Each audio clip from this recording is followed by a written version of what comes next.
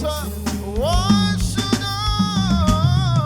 should I feel when I have you? surrounded by your love, Surrounded by your love, everlasting love, everlasting Said, love.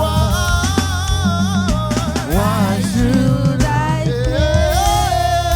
what people they don't know what you mean to me. what you mean? One more time.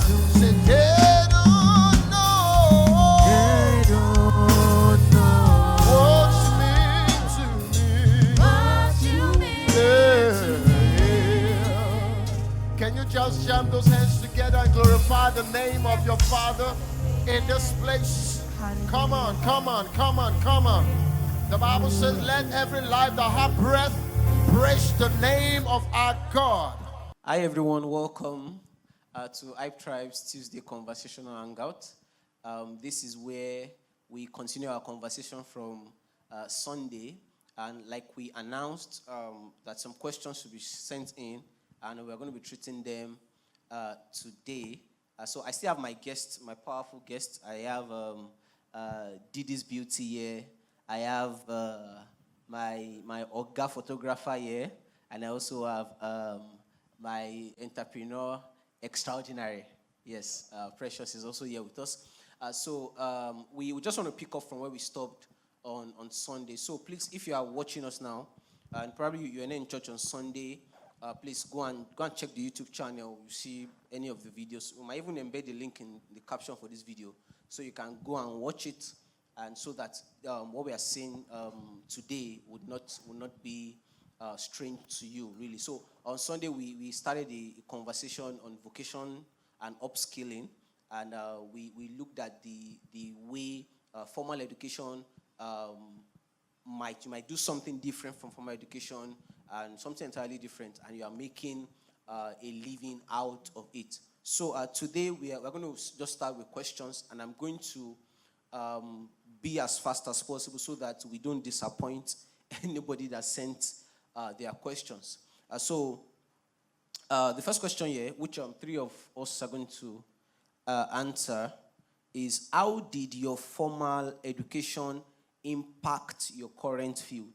Yeah, so we know that your formal education is not what you are currently in today, but did your formal education impact your current field in any way? So Didi, over to you. Okay, so yes, definitely.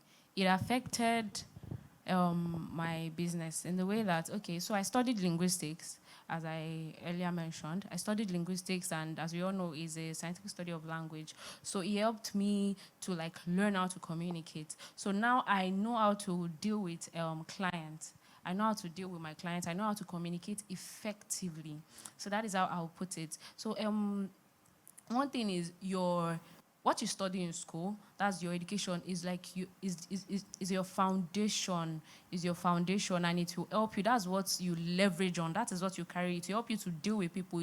You build confidence. When you go to school, you don't just learn the exact thing. You learn several things like behavioral skill and how to deal with people. So how it actually helped me. And now I know how to, when my clients are not in good mood, I know how to calm them down, or I know what to do. I know when to talk and when not to talk. I respect their mood at the time. So those are the things that I would say that my education, my formal education has helped me with. So communication, most importantly. Thank you. Okay, so for me, my formal education has been helpful because being the fact that I studied French and a photographer that has a working knowledge of French, where when you're photographing people, you have people of different nationality. So sometimes they get to see that he understands French or he speaks. That's a plus. However, education has given me the platform, or has given me that I would say platform, that has helped me to be able to handle different client behaviors because there's a way your customers behave. So it is also expected of you to know how your customers behave. So it helps with the place of communication, effective communication. And also, they should be able to read that, no, genuinely, this person has a kind of formal education. Because when you're interfacing with your client, most times they don't even see you. You do it online. So you have to create that first positive impression first. So my formal education has proved so helpful for me in photography, also in the other business I'm doing, which is my corporate space. So that has also been helpful. Yeah. Okay, so to add mine, as I earlier said, I studied statistics and I deal with numbers. There is no how you want to do business these days that you don't need number, you don't need data. You have to have maybe a balance sheet, how your inflow, outflow. So I think it has been, my course of study has played a major role in how my business has grown over time. And again, in school, apart from going to school to learn statistics, I also indulge myself in politics, and I was once the vice president of my department. So I think that has helped me in attaining a leadership skill, that I know that when you grow in business, you need a leadership skill to be able to lead your workers and probably subordinate and all. So I feel formal education is very, very important in building your capacity on businesses. Thank you. All right.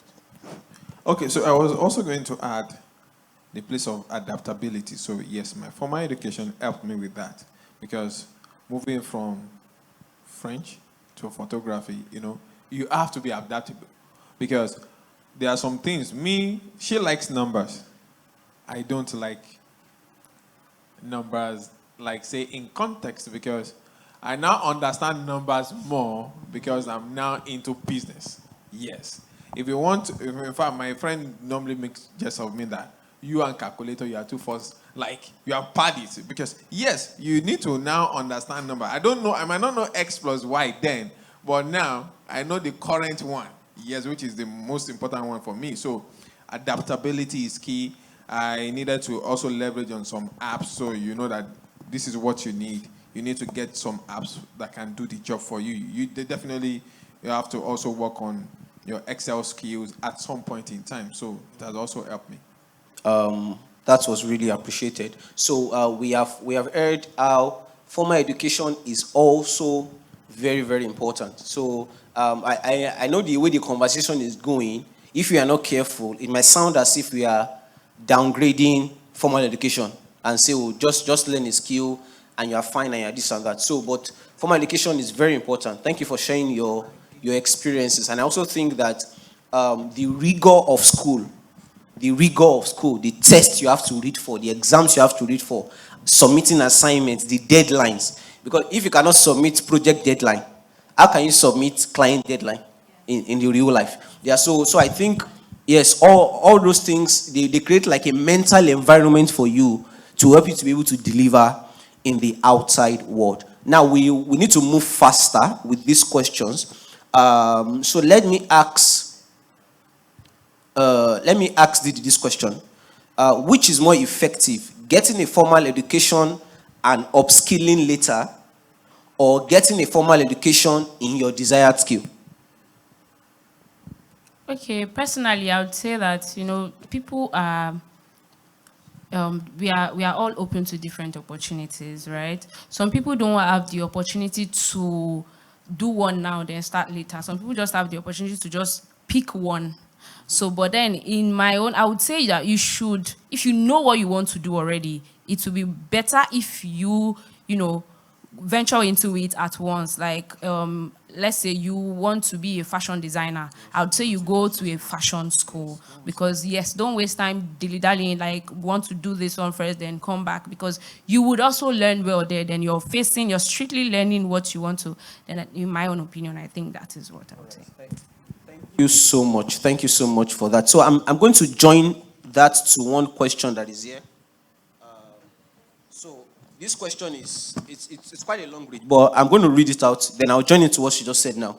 So this person says that as education has been fundamental for man's success and prosperity in his life, and parents have been a foundation to children to fulfill their career and destiny in life, which advice can you give a parent to direct their children in a chosen appropriate career in their education pursuit in life, right from their secondary school before entering the tertiary institution? So what the parent is trying to figure out is that which advice, or how can I help my child to pick the best form of formal education in the light of vocation and skills? Michael, let's have you. What do you think? Okay, I think over there, I don't think it's right, because if the parent wants to help the child to pick, then the bulk of the job lies with the parent themselves, because you have to look at the workings of my son, or the son, or the child, or the daughter, anyone. You need to study what tickles this boy's fancy or this girl's fancy. So what do you think this person finds doing properly? You know, children, okay, for example, giving birth to a child, you say that growing up, you start seeing the child connecting wires together. It gives you an inclination towards something. But if you see that this one likes numbers a lot, you see, there are some children that they function well when it has to do with, say, letter writing, essay writing. But when it comes to maths, you will see that their prowess is not there. Not to say that they cannot also work on that side. Yes. But that answer is, there is no clear-cut answer, answer to that question. So the parents should, one, study the child. Identify the key strength of the child. Then you can now say, because even if you like mathematics, for example, it's not that you can't say you should just go and study maths. There are a lot of career fields that is related to being proficient in mathematics. Engineering fields are there. So go beyond that. If you see that he's proficient in numbers, likes to draw, it might be pointing you towards architecture. So that's another angle to it. So I think it's not a clear-cut answer. Let the parent knows what the strength and the weakness of the child is. Then he or she can be able to really make helpful guidance as to the kind of career path that will be profitable for the child. Thank you so much. Thank you so much. So, this is an advice to parents out there. When your child doesn't do well in mathematics, for example, that's not an opportunity to start flogging the child. You did not pass maths. You did not pass maths. The child is trying to communicate a message to you. So when it is time to fill JAMB form, you don't need to stress yourself too much, because academic records over the years have already proven that, your child is better with English, or your child is better with anything sciences or biology or stuff. So I think for these parents or parents in general, you need to pay attention to your children's records, and that will not help you to push them to pick a formal education. Like Didi said earlier, the best approach in life to career growth or to career excellence is that you are trained in your formal education, or you have tendencies in a field and you now back it up with formal education. For example, if you like making people beautiful, makeup and stuff, there's no need to go through the whole do maths, English, and just find somewhere you can learn on that topic. And of course, you can give you a diploma certificate or any other certificate. Just find that would be the best approach to it. So thank you very much, Didi and Michael, for helping us trash that. So I'm going to direct this to our entrepreneur in-house. So this question is kind of complex, but I believe you have a straightforward answer for us. How do you deal with family and friends patronage? So this is from a business owner, yes, like yourself. How do you deal with friends and family's patronage, and how do you charge them? Because most of them don't want to pay for the service you are offering them or the goods you are selling to them. How do you deal with that kind of? Okay, so first thing I want you to understand in business is, don't build your business on the fact that my friends are going to patronize me or my family is going to patronize me. That should not be your key factor to going into business. Because I will tell you for a fact, the most of the business that has crashed today is as a result of maybe friends owing, families not paying you the value for what services you've rendered them. So I believe that if you have a business, like we said earlier, I think it's Mr. Michael that mentioned that you don't do business with emotion. Emotion does not buy in the market. Family, you don't go to the market and say, okay, my family said I should come and buy this thing in the market. Do you get it? So when you are doing business, your family should understand that you are doing business. If they want to go and buy this same thing from another person outside, they will take their money there and buy. So if they can do that to another person, they should be able to patronize you. In short, they should be the one to pay higher self. Other than like, okay, downgrade whatever or asking for discounts here and there. You understand? Me, this is me saying from my own perspective. Whenever my mom wants to say, oh, I got an order for you to go and do something, and I sell, let's say I sell this thing for 10,000. My mom would have told the person that she sells for 15,000. It's not like she told them so that she can get her cut. No. She told them because she felt that, okay, this is my own little way of supporting you much more. So if you have friends and family that are disturbing you or don't want to pay for your Oga, please just tell them to probably go one side, or else your business will crumble. Yes. That's what I can tell you. Yes. Thank you very much. So, okay, you want to add something? Yes, I want to add something to that. So, as a business owner, there's something I want you to know is that charging your worth is not greed, it's sustainability. Because you need to sustain that business, you need to manage it. So charge your worth. You cannot decide later if you want to give them a discount. But then, if you don't value your own time, nobody else will value your time. So if you offer your time for free, your service for free, people will treat it like that.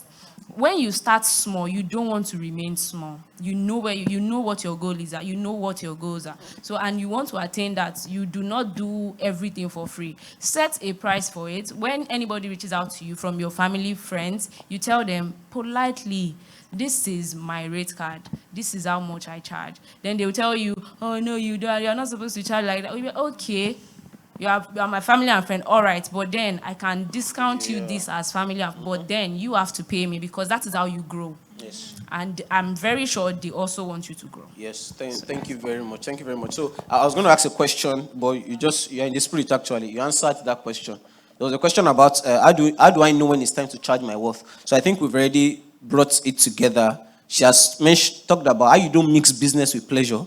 You don't mix business with emotions. Yeah, thank you. And you also mentioned that the key to sustainability, if you want to grow in your business, you have to stand your ground and say, I'm sorry, I can't do free service on this. So the best you can do is either, number one, you apply discount to your people that you know your people, or number two, you factor them in your capital and your business running. Yeah, I know for people that do Edibus, for example, if you are making your beverage drink, you can say, okay, I'm going to do 2 extra cups for my people at home to drink. And so after that one finish, we know that there's nothing else to add. So thank you very much for your for those answers. So I'm going to ask this question, and I think this should be like the second or third to the last question. It says that upskilling is not only about getting new skills, yes, but it's also about enhancing old skills for a better job, for a better job performance, yes.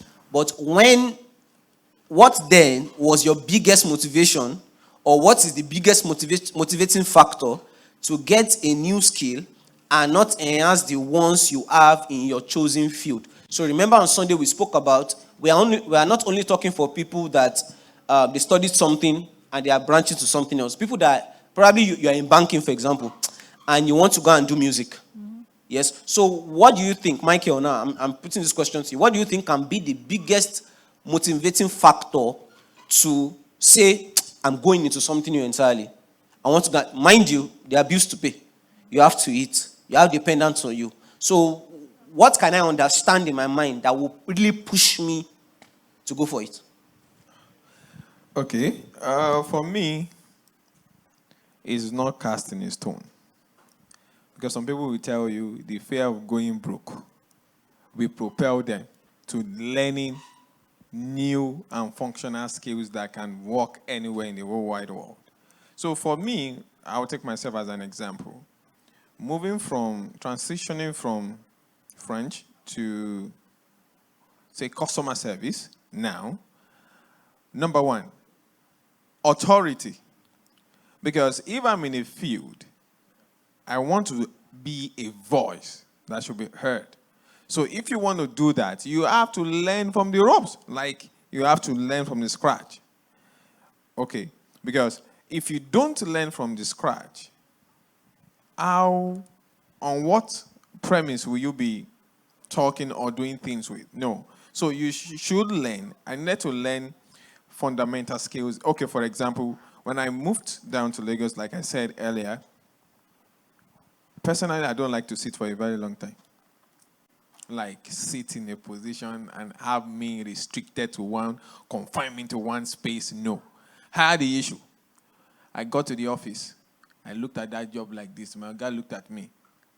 I went to the restroom the first time, 8 o'clock in the morning, calling people. This one, we drop the call. The next one, you pick. The next one, you drop. And I said, this is just 8:30. And there's a target to meet. Because I wasn't understanding that part. I just went, it's just business as usual. I just come, make some calls, and just go. No way. There was a target then, 100 calls. 100 successful calls, not just even 100 calls. So you can have 200 calls out of the 100, because there's a way you would tag that will show whether it's successful or not. I now went to the restroom. Let me burn 10 minutes away from this restroom. Okay. I never knew that I was burning my time. I went to the restroom the first time. I went the second, the third, the fourth. My God called me, my team called me. Michael, it's like you don't understand this job. It's like you are going to the restroom like, where are you going? He said, see, your break for the whole day is just 1 hour. So if you like, keep going to the restroom. By the time you exhaust your 60 minutes, you will get your bum there and do this thing. I said, But I kid you not, I needed to walk around it to start with. At the point, because one day, he closed by 5. He was going and he said, sit down there. At that point, I knew that, yes, I'm in for it. So I needed to even learn how to stay. Even though I don't like to sit, I had to stand and make my calls. These are things that are not... You must just call your spirit, soul, and body together and have that meeting. So at that point in time, after that one, I got a hand of it to the point that I started even onboarding people when they want to join the CC, the call center, get to onboard people. And before you know it, I also became a team lead there. So I had a team under me. So I had to apply for some certifications too. So all these things, if you want to be an authority, you definitely have to learn from the basics. You have to learn from the scratch. So you can have different motivations towards upskilling. You can also see that, for me, if you also want to get into another field entirely, what you are doing now, look at it. Are there things that are good for me at the moment? I can move, like what people say, transferable skills. There was a time I was having a conversation with you that I want to consider one career path like that. And you were like, what I'm doing presently are some transferable skills that I can move into that path. So these are the things. Definitely, if you can't say that you want to learn new skills without talking about a new career path most times, because you have to learn things that will be, be of great advantage for you in that new field that you're trying to explore. Can I add to what he just said? One thing you need to understand is, it's not just about learning skill. You have to know that you want to solve a problem. So, and by knowing that you want to solve a problem, you have to pick something that will make you solve a problem. Like me, I'm using myself as an example now. I'm into LD beverage. I do Zobo, Tiger Nut, meal plans for weight loss and all. I'm solving health problems, and I have my target audience. Like my fellow discussant here said earlier, she said something about not everybody is for you. So you have to know who you are for before you say, okay, you want to upskill or learn a new skill. What made me go into this new business was because I saw that I was reading the news one day and everybody was just saying something about high blood pressure, high blood pressure, high blood pressure. You understand? And my mom got it, my dad too. I was like, okay, I think I need to learn something to solve this. And that was how I said, okay, they said Zobo do this thing now. And that was how I ventured into it. So when you want to learn a skill, whether you are upscaling the old one or you want to learn a new skill, make sure that that skill is solving problem. Something. Thank you. Thank you so much. Yeah, so I think we now have a holistic view about it. You have mentioned how you should be motivated to be an authority in your field, in any field you are. So whether it's old or new, just make sure, just strive for the best. Ecclesiastes 9:10 says that whatever your hand finds to do, make sure you do it with your might. Do it very well. Yes, and you've also talked about how solving a solution can also be a very, very big motivating factor for you. Thank you so much. So I have a contribution note here. I'm going to read it, and we are done for today. So this person sent in a contribution. She's saying that, I'm saying she because I know her name is here, but I will not mention her name. It says that she says that he's wanting to start a business, but the most important thing is to find management. So I think we talked about the management side of things, yes, on Sunday. So she says that you must know the right time to start paying yourself, as they say. Also, another point here is that build your capital first alongside your current regular job. Yeah, so for those of us that are caught in the dilemma of, I want to try something new, but yeah, but I see I'm a 9 to 5 and all, like, want to say something? Yeah, I'm coming to you. So build your capital first alongside your regular job, because of the bills you have to pay actually. Then when this is achieved, you can now move on to the next step boldly. Yes, Michael, let's have you quickly. So, okay, quick one. We definitely have different destinations. So if we bought the same vehicle from Ibadan to Lagos, you see some people alight at different bus stops. So most times, entrepreneurial journey are not the same. I said there was a time I was tutoring like students in photography. Me, the tutor, I don't have a camera of my own. One of the students, the dad brought him to the class and bought everything. Camera, lens, everything intact. So the journey is not the same. So what works for me might not work for you. Just look for what you have at the moment. Most times people would say that, this 9 to 5, I want to drop it. You want to drop 9 to 5 when there is no clear-cut plan. What will you do? Hunger will direct you back to that job. So that's why you see some people in their 9 to 5, they try to, as much as possible, to save. Once they discover that they've saved enough in terms of capital, they take the bold step to run into the business. Because entrepreneurial journey is not child's play, especially here in this kind of economy that we are. It's not child's play. You should definitely know that. So it takes proper planning. It takes proper planning. You don't just dabble into it. Then also, I'm not of the view that everybody must do a business. Yes. So you should understand. We have different dynamics. Some people are caught out for business from the onset of their life. Some people are not initially, but as time goes on, they gravitate into it. But there's a submission I have that at the end of time, we are all entrepreneurs, and I'll prove it to you. By the time you work 9 to 5 for years and you're laid off from your service, maybe you're done, thank God for retirement, what do you think you want to do? You end up doing business. Yes. So by the time you retire from your corporate space, your corporate job, you would definitely want to go into business. So for people that have started doing business from the onset of their life, big congratulations. So one key element is adaptability. Regardless of what you do, you must be adaptable. You have to be, because life is not a walk in the park. So learn that. We are not here to tell you that you have to be an entrepreneur or you have to be a 9 to 5er. No, you can merge both as the grace is there for you. Then also one of the advantages of working 9 to 5 and running a business is because sometimes if you are not having a proper means of income and you've not scaled your business, people will give you some rates that would destroy the structure of your business. So you will be able to stand firm and say, no, this offer, I'd like to work with you. Yeah. Unfortunately, I will not be able to go with this offer.